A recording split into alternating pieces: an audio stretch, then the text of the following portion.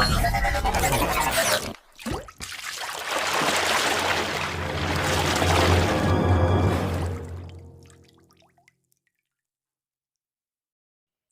everybody, VAC, Value Added Courses. Paper name is Forming Literary and Cultural Narratives for Sciences. So in this paper, today we are going to discuss the chapter. The title of the chapter is Dear Future Generations, Sorry. See, interesting topic, interesting title. Dear Future Generations, Sorry.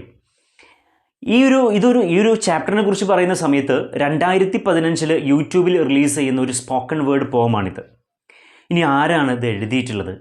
Richard Williams is a notable American rap singer. മാത്രമല്ല civil right ആക്ടിവിസ്റ്റൊക്കെയാണ് അദ്ദേഹം. ഇദ്ദേഹത്തിൻ്റെ stage name എന്ന് പറയുന്നത്, ഇദ്ദേഹം ഏറ്റവും കൂടുതൽ അറിയപ്പെടുന്നത് പ്രിൻസ് എയ എന്നുള്ള പേരിലാണ്. സോ എന്താണെങ്കിലും റിച്ചാർഡ് വില്യംസ് എഴുതിയിട്ടുള്ള ഈ ഒരു മനോഹരമായൊരു സ്പോക്കൺ വേർഡ് പോം, ഇത് എന്താണ് ഇതിൻ്റെ കോണ്ടൻറ്റ് എന്നുള്ളത് കൂടുതൽ പറയേണ്ട ആവശ്യമില്ല, ആ ടൈറ്റിൽ തന്നെ നോക്കിയാൽ മതി. Dear future generation sorry. അദ്ദേഹം പറയുകയാണ്, ആരോടാ പറയുന്നത്? വരുന്ന തലമുറയോട് പറയുകയാണ്. എന്ത്? മുന്നേ കൂട്ടി ഒരു സോറി പറഞ്ഞു വെക്കുകയാണ്. എന്തിന്? നമ്മുടെ പ്രകൃതിയെ മാക്സിമം ഇന്നത്തെ ആൾക്കാർ യൂട്ടിലൈസ് ചെയ്തുകൊണ്ടിരിക്കുകയാണ്, അല്ലെങ്കിൽ എക്സ്പ്ലോയിറ്റ് ചെയ്തുകൊണ്ടിരിക്കുകയാണ്. ആ വേർഡായിരിക്കും ഏറ്റവും കൂടുതൽ ആപ്റ്റ്. ചൂഷണം ചെയ്തുകൊണ്ടിരിക്കുകയാണ്. നേച്ചുറൽ റിസോഴ്സുകളൊക്കെ ഒരുപാട് അമിതമായിട്ട് ഉപയോഗിച്ചുകൊണ്ട് ചൂഷണം ചെയ്തുകൊണ്ടിരിക്കുകയാണ് പ്രകൃതിയെ. ആ ഒരു അവസ്ഥയിൽ ഇനി വരുന്ന തലമുറയ്ക്ക് ഇവിടെ ജീവിക്കുക എന്നുള്ളത് സാധ്യമാകുമോ എന്നുള്ളതൊക്കെ ഒരു ക്വസ്റ്റ്യൻ മാർക്കായിട്ട് മാറുന്ന ഈ ഒരു പ്രസൻറ്റ് ഡേയിൽ അദ്ദേഹം ഇനി വരാൻ പോകുന്ന തലമുറയോട് മുന്നേ കൂട്ടി സോറി പറയുകയാണ്.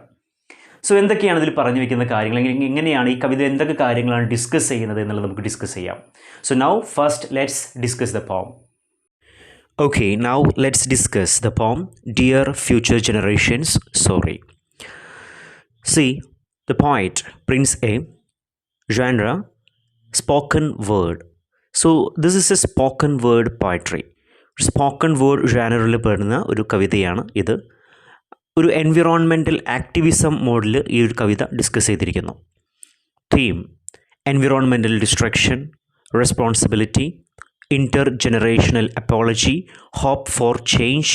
ഇതൊക്കെയാണ് ഈ കവിതയിൽ കൊടുത്തിരിക്കുന്ന, അല്ലെങ്കിൽ ഈ കവിതയിൽ നമ്മൾ മനസ്സിലാക്കിയെടുക്കേണ്ട തീംസ് എന്ന് പറയുന്നത്.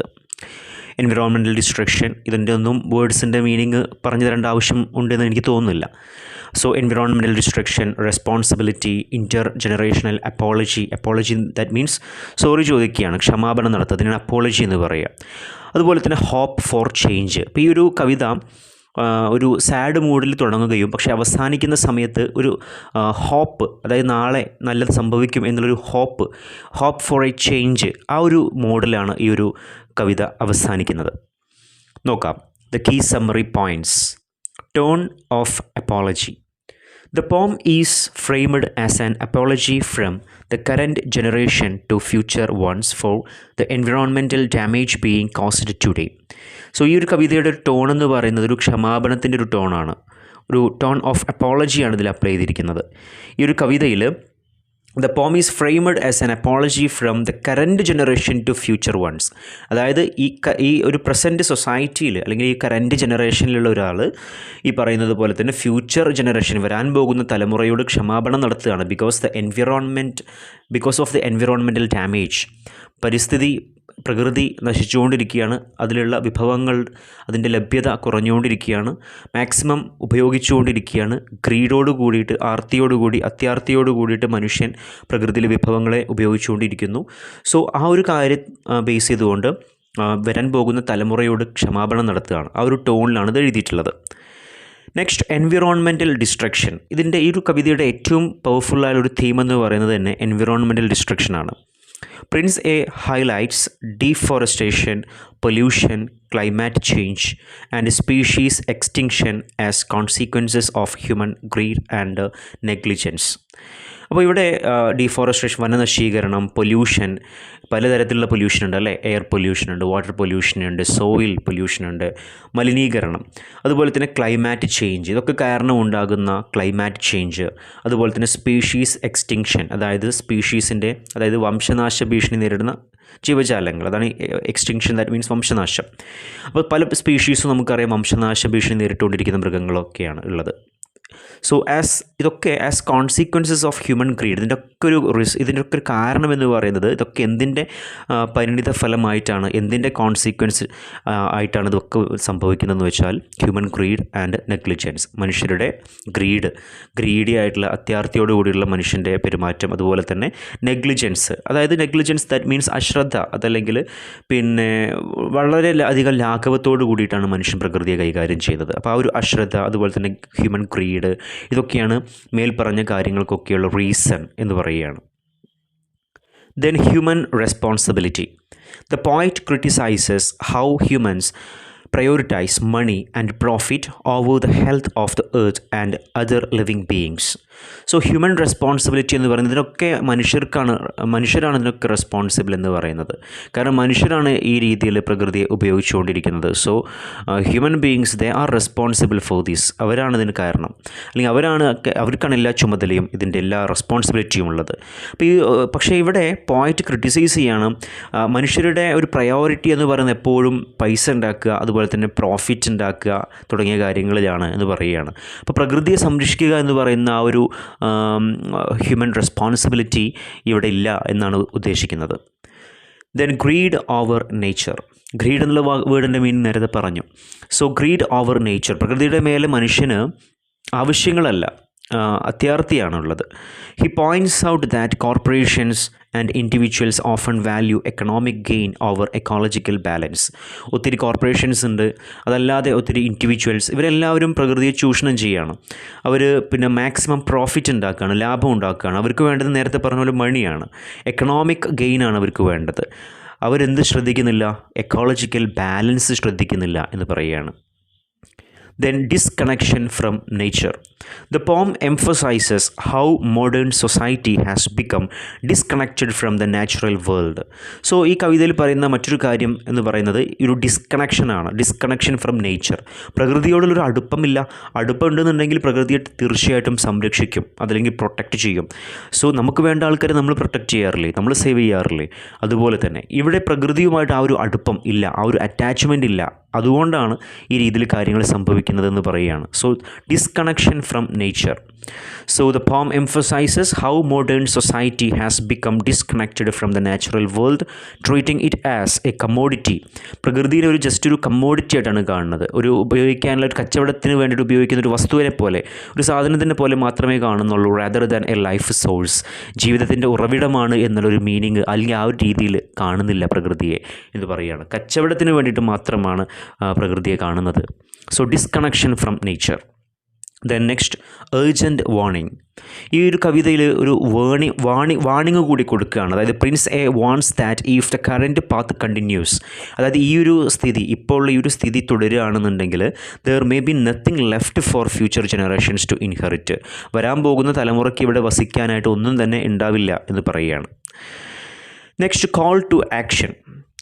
So he urges people to change their ways. ആൾക്കാരോട് അവരുടെ ഒരു മൈൻഡ് അല്ലെങ്കിൽ അവരുടെ ഒരു വേ അത് മാറ്റാൻ പറയുകയാണ്. He urges people to change their ways. അതുപോലെ തന്നെ അഡോപ്റ്റ് സസ്റ്റൈനബിലിറ്റി, ആവശ്യം അനുസരണമുള്ള പല മാർഗ്ഗങ്ങളും ഉപയോഗിച്ചുകൊണ്ട് ഒരു സസ്റ്റൈനബിൾ ആയിട്ടുള്ള അല്ലെങ്കിൽ ഒരു ബാലൻസ്ഡ് ആയിട്ടുള്ള എക്കോളജി ഉണ്ടാക്കാൻ വേണ്ടിയിട്ട് ആൾക്കാരോട് പറയുകയാണ്. And treat earth with respect before it's too late. നേച്ചറിനെ റെസ്പെക്റ്റോട് കൂടിയിട്ട് കാണണം എന്ന് പറയുകയാണ്. And it's too late. അദ്ദേഹം ഓർമ്മപ്പെടുത്തുന്നുണ്ട്, ദിസ് ഇസ് ടു ലേറ്റ്, ഇപ്പോൾ തന്നെ ഒരുപാട് വൈകിയിട്ടുണ്ട്. Emotional appeal. The poem uses powerful emotional language to create a sense of guilt, urgency and moral obligation. അപ്പോൾ ഇതൊക്കെ ഒരു ഇമോഷണൽ അപ്പീലോട് കൂടിയിട്ടാണ് പറയുന്നത്, വൈകാരികമായിട്ടാണ് പറയുന്നത്. The poem uses powerful emotional language to create a sense of guilt. കാരണം കുറ്റബോധത്തിനെ കുറിച്ച് പറയുന്നുണ്ട്, ഏർജൻസിയെക്കുറിച്ച് പറയുന്നുണ്ട്, ഇപ്പോഴുള്ള നിജസ്ഥിതിയെക്കുറിച്ച് പറയുന്നുണ്ട്, മോറൽ ഒബ്ലിഗേഷനെ കുറിച്ച് പറയുന്നുണ്ട്, ഹ്യൂമൻ റെസ്പോൺസിബിലിറ്റിയെക്കുറിച്ച് പറയുന്നു, ഫ്യൂച്ചർ ജനറേഷനോട് സോറി ചോദിക്കുന്ന രീതിയിൽ പറയുന്നു. അപ്പോൾ അതൊക്കെ ഒരു ഇമോഷണൽ ടച്ചിലാണ്, അതിൻ്റെ ഒരു ടോൺ എന്ന് പറയുന്ന ഒരു ഇമോഷണൽ ടച്ചിലാണ് ഇത് പറയുന്നത്. Then hope and empowerment. എന്താണ് എംപവേർമെൻറ്റ് എന്ന് വെച്ചിട്ടുണ്ടെങ്കിൽ ശാക്തീകരണം അല്ലേ, ഹോപ്പ്, പ്രതീക്ഷ. ഞാൻ നേരത്തെ ഇൻട്രൊഡക്ഷനിൽ പറഞ്ഞു ഈ കവിത അവസാനിക്കുന്ന സമയത്ത് ഒരു ഹോപ്പിലാണ് അവസാനിക്കുന്നത്. Despite its a serious tone, കവിത തുടങ്ങുന്ന സമയത്തൊക്കെ ഒരുപാട് സീരിയസ് ടോൺ അതല്ലെങ്കിൽ ഇമോഷണൽ ടോണൊക്കെ ഉണ്ട് എങ്കിൽ പോലും the poem ends with hope, കവിത അവസാനിക്കുന്നത് ഒരു പ്രതീക്ഷയോട് കൂടിയിട്ടാണ്. Saying change is still possible, മാറ്റം ഇപ്പോഴും പോസിബിളാണ് എന്ന് അദ്ദേഹം പറയുകയാണ്. If humanity takes collective action now, പക്ഷെ അതിനെന്താ ചെയ്യേണ്ടതെന്ന് വെച്ചാൽ മനുഷ്യർ ഒന്നിച്ച് നിൽക്കണം, ഒന്നിച്ച് കളക്റ്റീവായിട്ട് പ്രവർത്തിക്കണം. അങ്ങനെയാണെന്നുണ്ടെങ്കിൽ പ്രകൃതിയിൽ നല്ലൊരു മാറ്റം ഇപ്പോഴും പോസിബിളാണ്, അധികമൊന്നും വൈകിയിട്ടില്ല എന്നാണ് അദ്ദേഹം പറയുന്നത്. Then the last one, universal message. It's a call for global awareness. The poem is also sharing a powerful message, actually a global awareness. ഈ ഒരു പൊല്യൂഷൻ അതല്ലെങ്കിൽ ഡിഫോറസ്ട്രേഷൻ ഇതൊക്കെ നമ്മുടെ ഒരു സ്റ്റേറ്റിൽ മാത്രം ഒതുങ്ങുന്നതോ അല്ലെങ്കിൽ ഒരു ഡിസ്ട്രിക്റ്റിൽ മാത്രം ഒതുങ്ങുന്നതോ അല്ല, അതൊരു ഗ്ലോബൽ ചേഞ്ചാണ് അവിടെ സംഭവിക്കുന്നത്. ഒരു ഗ്ലോബൽ അവെയർനെസ് കൂടിയായിട്ടാണ് ഈ കവിത എന്ന് പറയുന്നത്. യൂണിവേഴ്സൽ മെസ്സേജാണ്, എല്ലാവർക്കും ആപ്ലിക്കബിളാണ്, എല്ലാവർക്കും സ്വീകരിക്കാവുന്നതാണ്, എല്ലാവരും ചെയ്യേണ്ടതാണ് പ്രകൃതിയെ സംരക്ഷിക്കുക എന്നുള്ളത്. So this message is universal message, അതല്ലെങ്കിൽ ഒരു ഗ്ലോബൽ അവെയർനെസ് ആണ് ഈ ഒരു കവിതയിലൂടെ കൊടുക്കുന്നത്. And responsibility to protect the planet for the future of all life. എല്ലാവരുടെയും ജീവിതത്തിൻ്റെ നല്ല നാളേക്ക് വേണ്ടിയിട്ട്, നല്ല ഭാവിക്ക് വേണ്ടിയിട്ട് നമുക്കെല്ലാവർക്കും പ്രകൃതിയെ സംരക്ഷിക്കുവാനുള്ള, പ്രൊട്ടക്റ്റ് ചെയ്യാനുള്ള റെസ്പോൺസിബിലിറ്റി ഉണ്ട് എന്നുള്ളൊരു ഗ്ലോബൽ അവെയർനെസ് കൊടുക്കുകയാണ് ഈ ഒരു കവിതയിലൂടെ. സോ സ്റ്റുഡൻസ്, ഇൻ ഷോർട്ട് ചുരുക്കി പറയാന്നുണ്ടെങ്കിൽ നമ്മൾ നേരത്തെ പറഞ്ഞതുപോലെ തന്നെ ഈ കവിത എന്താണെന്ന് അതിൻ്റെ ടൈറ്റിൽ തന്നെ നമുക്ക് മനസ്സിലാക്കാവുന്നതാണ്. So the content of the poem that is very visible, crystal clear visible from it's first title it self. അപ്പോൾ വരാൻ പോകുന്നൊരു ഫ്യൂച്ചർ ജനറേഷനോട് പോയറ്റ് സോറി പറയുകയാണ്. അപ്പോൾ പോയറ്റിന് വിഷമമുണ്ട്, സങ്കടമുണ്ട് ഈ ഒരു തലമുറയിൽ ജീവിക്കേണ്ടി വന്നതിൽ. അതായത് ഈ രീതിയിൽ പ്രകൃതിയെ അമിതമായി ഉപയോഗിച്ചുകൊണ്ട് വരുന്ന തലമുറയെ ഒരു മൈൻഡും ചെയ്യാതെ, അവർക്ക് വേണ്ടിയിട്ട് ഒന്നും മാറ്റി വയ്ക്കാതെ സെൽഫിഷായിട്ട് ഗ്രീഡോട് കൂടിയിട്ട് പെരുമാറുന്ന ഇന്നത്തെ ഈ ഒരു യുവ തലമുറയിൽ ജീവിക്കേണ്ടി വരുന്ന അദ്ദേഹത്തിന് സങ്കടമുണ്ട്. സോ അദ്ദേഹം സോറി പറയുകയാണ്, വരാൻ പോകുന്ന തലമുറയോട് സോറി പറയുകയാണ്. So students, hope you understood. Anyway, bye all. Thank you.